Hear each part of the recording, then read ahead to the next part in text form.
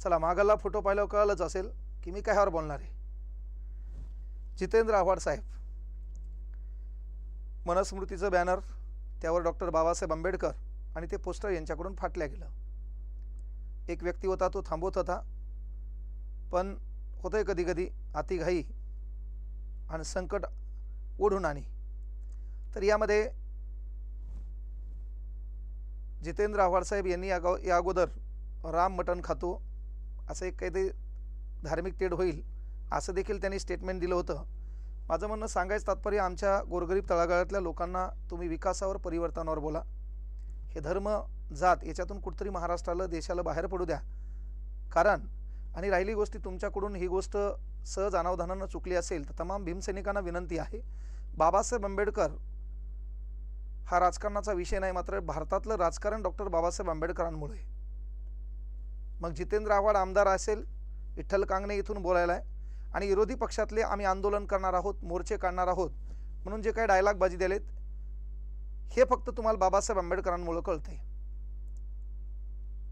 आता बाबासाहेब आंबेडकरांमुळे हे करता येतं याचं स्वातंत्र्य डॉक्टर बाबासाहेब आंबेडकरांनी दिले, आणि त्यानंतर तुमच्या डोक्यात की तुम्ही ह्या येणाऱ्या शिक्षण प्रणालीमध्ये आम्ही मनस्मृती लागू करणार आहोत अशी जी काही तुम्ही घोषणा केलेली आहे, त्या तमाम लोकांना विनंती आहे की जितेंद्र आव्हाडकडून जेव्हा मनस्मृतीचं पोस्टर फाटल्या गेलं त्यावर डॉक्टर बाबासाहेब आंबेडकरांचा फोटो होता, आणि मग एवढा खऱ्याच अर्थानं तुम्हाला या महाराष्ट्रातल्या राजकीय पार्टींना पुळका होता, तर बाबासाहेब आंबेडकर यांचं नाव जाहीर पद्धतीनं तुम्ही तर कधी घेत नाहीत।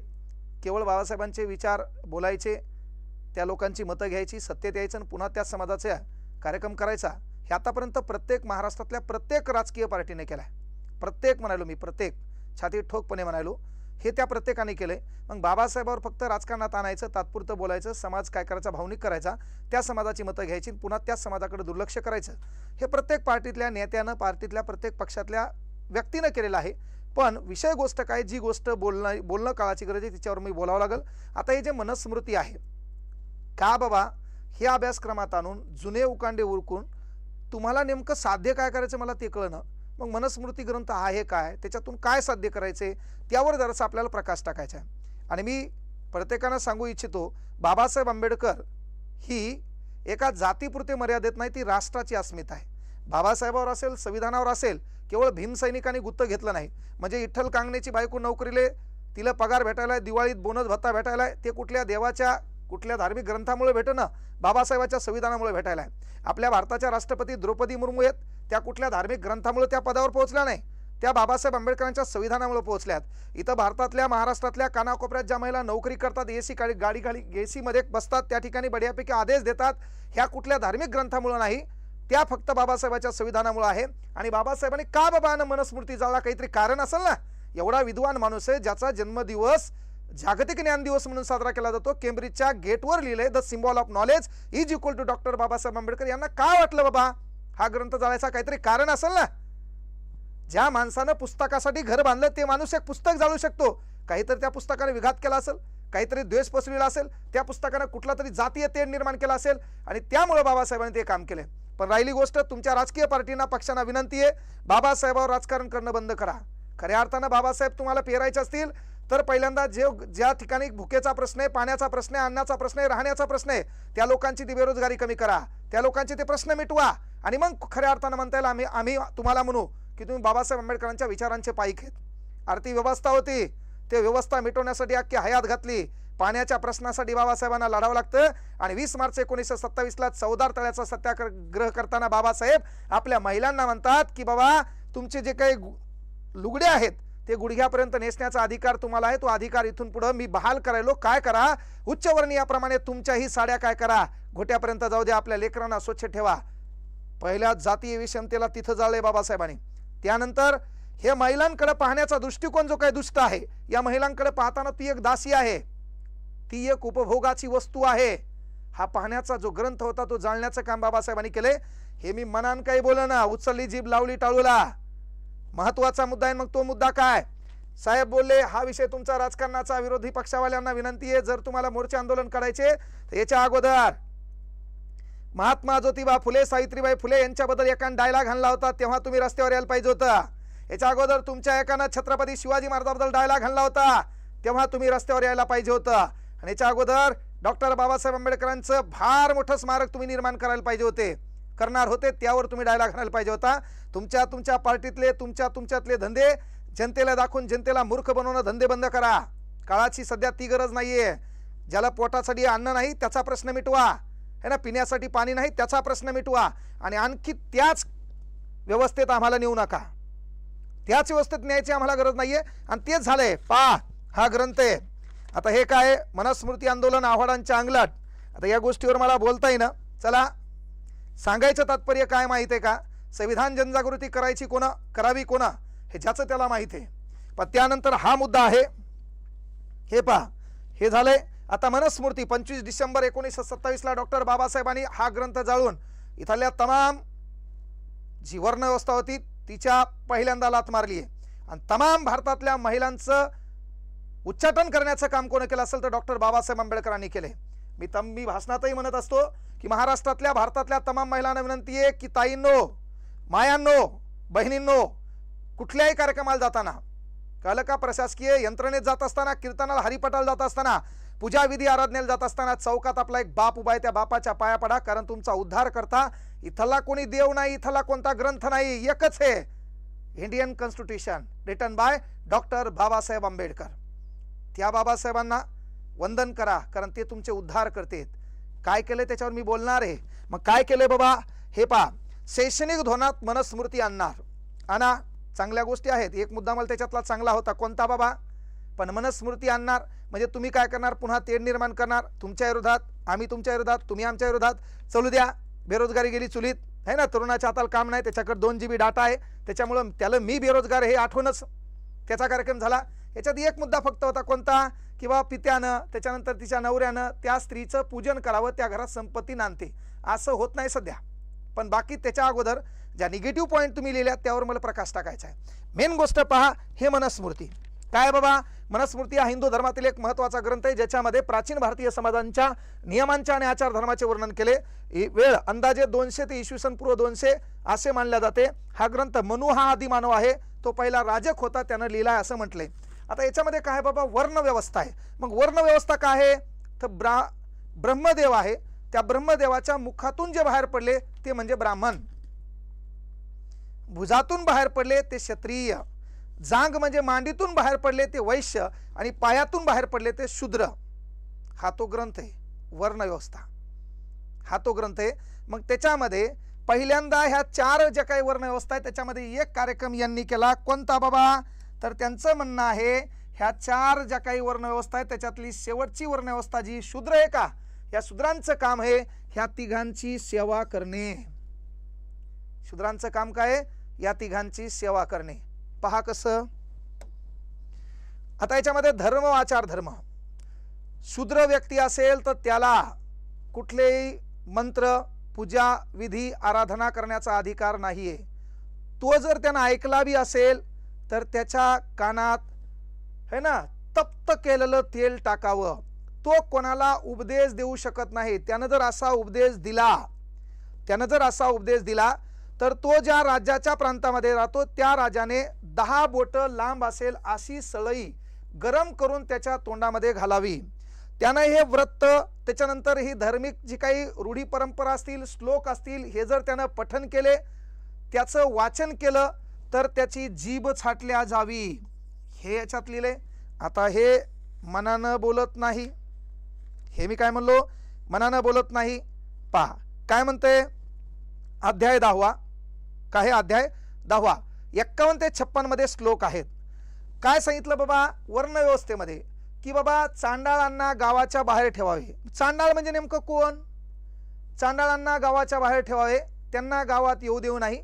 त्यांना पाळीव प्राणी म्हणून त्यांनी कुत्रे आणि गाढवं सांभाळावे. त्याच्यानंतर त्यांना जर गावात यायचंच काम पडलं तर त्यांनी आगळी वेगळी निशाणी म्हणून गावात यावी. म्हणजे पाठीला झाडू आणि गळ्यात मडकं. काढलं कोण रे? परमपूज्य डॉक्टर बाबासाहेब आंबेडकरांनी काढलं. कोण? परमपूज्य डॉक्टर बाबासाहेब आंबेडकरांनी.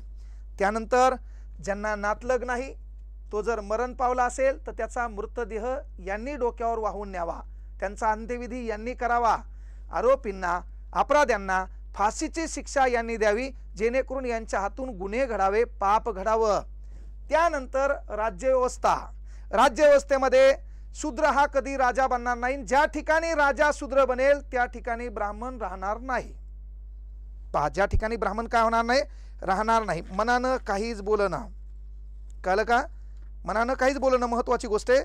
तर पहा, हे पण याच्यात सांगितलं बाबा, ज्या ठिकाणी राजा शूद्र आहे त्या ठिकाणी ब्राह्मण राहणार नाही.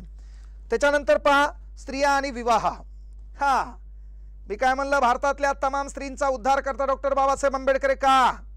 पहा, स्त्री ही उपभोगाची वस्तू आहे. स्त्री ही व्याभिचारासाठी बनलेली आहे. कुठं सांगितलंय? मनानं काहीच नाही बाब्या. काय बाबा? अध्याय क्रमांक 5 श्लोक क्रमांक 148. स्त्रियांबद्दल काय लिहिलंय? तर स्त्री ही लहान असताना तिनं मायबापाच्या अधीन राहावं, लग्न झाल्यावर नवऱ्याच्या अधीन राहावं, आणि नवरा मेल्यावर तिनं मुलाच्या अधीन राहावं. मात्र तिनं स्वतंत्र विचार करू नये, स्वतंत्र कधीच राहू नये. त्यानंतर अध्याय क्रमांक 5 श्लोक क्रमांक 154. नवरा कसाही असो, दलिंदर असो, बाजूच्या बायाला बोलणारा असो, इंस्टाग्रामवर बाया झूम करून पाहणारा असो, तो किती दलिंदर असला तर तिनं त्याची सेवा करावी. तिनं त्याची काय करावी? सेवा करावी. त्याच्यानंतर स्त्री ही पुरुषांना भ्रष्ट करते. सुंदर स्त्रिया ह्या पुरुषांना आकर्षित करतात. स्त्री ही उपभोगाची वस्तू आहे. पहा, अध्याय क्रमांक 9 श्लोक क्रमांक 19. ज्यांना फक्त मुली आहेत, ज्या मुलींना भाऊ नाही, त्यांच्यासोबत विवाह करू नये. त्यांच्यासोबत विवाह करू नये. आता महाराष्ट्रात असे अनेक लोक आहेत ज्यांना फक्त मुलीच आहेत, त्यांच्यासोबत विवाह करायचा नाही. त्यानं काय होतं म्हणे? पाप लागतं मन. त्यानंतर लक्षात घ्या, नवऱ्यानं बायकोच्या ताटात जेवू नये. नवऱ्यानं बायकोच्या ताटात जेवू नये. लग्नामध्ये मुलीला कन्यादान केलं जातं, म्हणून ती नवऱ्याला दिलेली दान वस्तू आहे. तिच्यावर परिपूर्ण हक्क नवऱ्याचा आहे. तिच्यावर परिपूर्ण हक्क काय आहे? नवऱ्याचा आहे. झाले का नाही वांदे इथं बी? म्हणजे तिला वैयक्तिक आयुष्य होतं का? एखाद्या स्त्रीचा नवरा मरण पावल्यास तिनं आजन्म काय राहावं? विधवा राहावं. मात्र दुसरा नवरा करू नये. तिनं काय करावं? दुसरा नवरा करू नये. म्हणजे पहा, कार्यक्रम किती बेकार आहे. मात्र अध्याय क्रमांक 5 एखाद्या पुरुषाची बायको मरण पावली असेल तर तिला दहन करून यानं दुसरं लग्न करावं. ती मेली, तिला दहन करून यानं तिसरं लग्न करावं. म्हणजे हा 50 लग्न करू शकत होता, मात्र स्त्रीला दुसरा विवाह करण्याचा अधिकार नव्हता. त्याच्यानंतर तिनं विधवा असेल तर नीटनेटकं राहू नाही. कळलं का? तिने काय राहू नाही? नीटनेटकं राहू नाही. पहा, त्याच्यानंतर ती धर्मज्ञ होऊ शकत नाही. म्हणजे धर्मज्ञ होऊ शकत नाही म्हणजे ती धर्माचं ज्ञान घेऊ शकत नाही, कोणाला देऊ शकत नाही. मग महाराष्ट्रामध्ये तमाम महिला कीर्तनकार आहेत. त्या कीर्तनकारांना विनंती आहे, तुम्ही जे धर्मज्ञ झालात, धर्माचं ज्ञान कीर्तनी माध्यमातून द्यालात, हे कुठल्या धार्मिक ग्रंथामुळे नाही, कारण ग्रंथ तर म्हणतो तुम्ही धर्मज्ञ होऊ नाही. मग हे स्वातंत्र्य तुम्हाला कोण दिले? डॉक्टर बाबासाहेब आंबेडकरांनी. मग कीर्तनात बाबासाहेबावर बोल जा. का? जातीय तेढ जरासं कमी होईल, लोक आपापले एकत्र येतील, है ना? हे तुमचं काम आहे. कीर्तनात पण बाबासाहेब मानणं काळाची गरज आहे. याच्यात काही टगे आगाव डायलॉग आणतील. हा, तर तुला ते डायलॉग आणण्याचा मोबाईलवर टाईप करण्याचा अधिकार पण कलम 19 मध्ये. डॉक्टर बाबासाहेब आंबेडकर. तू कुठेही गेला तिथं बाबासाहेब तुझ्या सोबत आहेत, हे आवर्जून लक्षात घे. आणि बाबासाहेबांनी स्वप्न कोणाचं पूर्ण केलंय? महात्मा ज्योतिबा फुले. महात्मा ज्योतिबा फुलेंचं स्वप्न म्हणजे डॉक्टर छत्रपती शिवाजी महाराजांचं स्वप्न. गुरु शिष्यांची परंपरा आहे. त्यांनी जात पाहिली का नाही? आज महाराष्ट्र आखा जाळून टाकला तुम्ही, या जातीनं, या पातीनं, या धर्मानं. अरे सुधरा, काळ बेकार आहे. पण महिलांना का म्हणलो मी? एवढं चांगलं आहे. ह्या ग्रंथातून बाहेर पाडण्यासाठी डॉक्टर बाबासाहेबांना मनस्मृती जाळावंच का लागला, त्याचं कारण सांगितलं. त्यानंतर बाबा सर्वात महत्वाची गोष्ट काय की नवऱ्यानं बायकोसोबत जेवायचं नाही. अध्याय क्रमांक 4 श्लोक क्रमांक 43. त्यानंतर तिने सर्व कामे करावे प्रसन्न मुद्रेनं. म्हणजे नवऱ्याने किती कुटाने केलं तर तिनं स्माइल द्यायची, फ्रेश राहायचं. नवरा किती दलिंदर असो, हे काम. आता मला सांगा, एवढे कुटाने याच्यात होते, एवढे कुटाने याच्यात होते म्हणजे चांडाळांनी बाहेर राहावं, है ना? घराच्या बाहेर वेगळा कप होता भाऊ चहा प्यायचा. किती व्यवस्था बेकार होती. पाणी पिण्यासाठी 20 मार्च 1927ला बापाला लढा द्यावा लागला. 1939ला एका हॉटेलवाल्यानं बाबासाहेबाला पाणी दिलं नाही. तेवढं करून किती सहन केलंय. आणि एवढं सहन करून या देशामध्ये मी जन्मता भारतीय आहे आणि अंतिमता भारतीय आहे हे वाक्य निघायला वाघाचं काळीज लागते का नाही रे? ते वाक्य बाबासाहेबाच्या तोंड निघले. म्हणून महाराष्ट्रातल्या भारतातल्या तमाम राजकीय लोकांना विनंती आहे, मनस्मृतीमध्ये ज्या गोष्टी चांगल्या असतील ते एकदा सांगा, लोकांना कळू द्या, आणि मग काय तुम्हाला आणायचं राहणार. पण त्याच्यापेक्षा बाबासाहेब आंबेडकरांचे विचार असतील, छत्रपती शिवाजी महाराज असतील, महाराणा प्रताप असतील, पुण्यश्लोक अहिल्याबाई होळकर असतील, राष्ट्रमाता राजमाता जिजाऊ असतील, जे जे विचारवंत महापुरुष समाजसुधारक असतील त्यांच्याबद्दल येऊ द्या.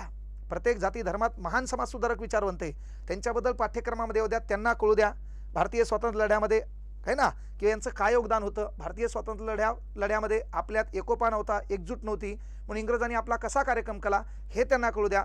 जातीपातीच्या पलीकडे आपली टीसी आहे, त्या टीसीवर धर्म आहे, त्याच्यानंतर पोट जात आहे, पहिले तो ब्लॉक हटून टाका, त्याच्यात फक्त भारतीय नाव येऊ द्या.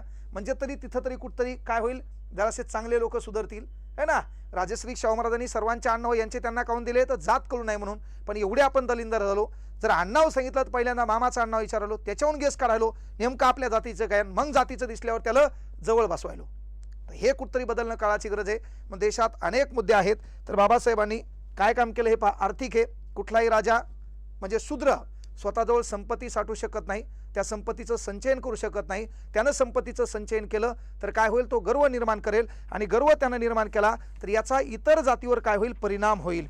कुठं म्हणलंय हे, तर ते म्हणलंय श्लोक क्रमांक 129 अध्याय क्रमांक 8. पहा त्याच्यानंतर काय बाबा, अपराध व शिक्षा. मग काय होती तर बाबा जीभ कापणे, त्याच्यानंतर कानात गरम तेल टाकणे, त्याच्यानंतर 10 बोटाची सळी काय करणे, तोंडात घालणे, ह्या शिक्षा होत्या. हे असे अपराध. मग हे द्यायचा ते पुन्हा फाशी देण्याचं काम कोणावर, शूद्रावरच असेल. शूद्रांना ज्ञानार्जन करता येणार नाही, शूद्रांना धर्मज्ञ होता येणार नाही, अशा अनेक गोष्टी याच्यामध्ये होत्या. आर्थिक आणि सामाजिक आचार धर्म हे तर सांगितलं आपण. संपत्तीचं व्यवस्थापन आपल्याकडे नाही, दान धर्म करायचे. मग दान धर्म कोणाला करायचे, चांडाळांना नाही. त्याच्यानंतर शूद्रांनी काय करायचे, वरच्या 3ही लोकांची सेवा करायची. जीवनाच्या 4 आश्रमांचे वर्णन, ब्रह्मचार्य, गृहस्थ, वामनप्रस्थ आणि संन्यास. एखाद्या व्यक्तीनं गृहस्थ आश्रमातून संन्यास घेतला तर संन्यास आश्रमातून त्याला परत येता येणार नाही. अशी वेळ संत ज्ञानेश्वर महाराज यांचे आई वडील जेव्हा त्यांनी काय केलं, लेकरं झाल्याच्या नंतर जेव्हा संन्यास घेतला तर तेव्हा त्यांना वाळीत टाकण्यात आलं. तर आपल्या लेकरांना का वाळीत टाकले म्हणून यांनी पुन्हा गृहस्थ आश्रमात आले. तर शेवटी त्यांना जलसमाधी घ्यावी लागली. तरी देखील त्या 4 भावंडांना ह्याच लोकांनी छळलं, ह्याच लोकांनी त्रास दिला. पण शेवटी वारकरी संप्रदायाचा पाया माऊली ज्ञानेश्वर झाली. जितना बडा संघर्ष उतनी बडी जीत. एवढं होऊन बी ज्या समाजानं छळले, ज्या समाजानं त्रास दिला, ज्यांच्यामुळे मायबापाला जीव गमवावा लागला, तरी लिखाणात लिहिलंय, अवघाची संसार सुखाचा करीनं, आनंदे भरीनं तिन्ही लोक. मला या लोकांचा संसार सुखाचा करायचा आहे, यांच्या जीवनामध्ये आनंद भरायचा आहे. ते म्हणायला पण देखील काळीज मोठं लागतं. ते काम माऊली ज्ञानेश्वरांनी करून दाखवले. तर ह्या गोष्टी याच्यामध्ये होत्या. पहा, मनस्मृती, धार्मिक संस्कार विधी, जन्म, विवाह. एक व्यक्ती किती स्त्रियांसोबत विवाह करू शकतो, मात्र स्त्रियांना विवाह करताना विधवा असेल तर तिनं नीटनेटकं राहायचं नाही. अशा अनेक गोष्टी आहेत. हे मृत्यूनंतर मोक्षप्राप्तीला जायचे. मोक्षप्राप्ती म्हणजे दहादी घालणे है ना, टकली करणे, त्याच्यानंतर कावळा येणे, पिंडाला शिवणे, असे जे भारी भारी कार्यक्रम याच्यामध्ये दिलेत. जिवंतपणी मायबापाला खायला न देणे, जिवंतपणी मायबापाला त्रास देणे, पण तो मेल्यावर अख्ख्या गावाला बुंदीची पंगत घालणे, असा कार्यक्रम या मनस्मृतीमध्ये होता. सांगायचं तात्पर्य, याच्यातून आपण साध्य काय करणार नाही, त्यापेक्षा महान समाजसुधारक, विचारवंत, क्रांतिकारक यांच्या चरित्रावर प्रत्येक, तो NCERT असो, शालेय पाठ्यक्रम असो, त्या ठिकाणी विषय होऊ द्या, जेणेकरून लेकरांना ह्या लोकांनी स्वतःच्या संसाराची राखरांगोळी करून आमच्या पदरात हे जे एवढा भारत भूमी दिली आहे, ती एवढी जी पवित्र आहे, तिची देखभाल आपल्याला कशी करता येईल, यासाठी लोक एकत्र येतील. आपण चष्म्याच्या आतून किंवा डोळ्याच्या पडद्याच्या आतून जात पाहणार नाही, तर मानव नावाचा गुणधर्म पाहणार, मानवता नावाचा गुणधर्म पाहणार, आणि ते जोपासण्याचं आपण काम करणार. हे करणं सध्या काळाची गरज आहे. तुटपुंजा इंग्लंडहून आलेल्या लोकांनी आपल्या भारताला गुलाम का केलं, तर आपल्यात एकजूट नव्हती. आता तरी सुधरा, काळ बदललाय, वेळ बदलली आहे, पुन्हा ती परिस्थिती यायला जास्त वेळ आपल्यात लागणार नाही. आज जातीत, पहिले धर्मावरून, आज जातीवरून पोट जातीवरून, हलके भारी याच्यावरून किती दिवस भांडता रे, है ना. आपला कोणासोबत बसलेला शेवटचा क्षण कधी शेवटचा होईल काही सांगता येत नाही. म्हणून प्रत्येकाला त्याच्यातला एक चांगला गुणधर्म दिसला पाहिजे, त्याच्यापेक्षा तो मानवता गुणधर्म जपा, एवढी काळाची गरज आहे. आपण गरिबीतून पुढे आलो तर गरिबांना साथ देण्याचं काम करा. ह्या प्रत्येक गोष्टी याच्यामध्ये सांगितलेल्या आहेत. सांगायचं तात्पर्य कि ये सब कुछ बदल दिया किसने, तो हमारे बॉस बोले तो डॉक्टर बाबासाहेब आंबेडकर, है ना. हे ॲटिट्यूड महाराष्ट्रातल्या जी वर्णव्यवस्था असेल त्या वर्णव्यवस्थेला लात मारून सर्व तुम्ही एक आहात आणि एक आणण्याचा प्रयत्न ज्या महामानवाने केला ते महामानव म्हणजे डॉक्टर बाबासाहेब आंबेडकर. जखडबंद साकळदंड तटा तुटले तू ठोकताची बंड, झाली गुलाम सारी मोकळे, बा भीमा तुझ्या जन्मामुळे, बा भीमा तुझ्या जन्मामुळे. सर्वांना भाई वाटचालीसाठी शुभेच्छा. जातीय तेढ कमी करा. कोणी जर असं दलिंदर चाळे करत असेल तर तो व्हिडिओ तो मेसेज डिलीट करा. आपण एक आहोत, त्या एकात्मतेने एकत्र राहाल अशी एक अपेक्षा या ठिकाणी करतो. जय हिंद, जय महाराष्ट्र, जय शिवराय, जय भीम.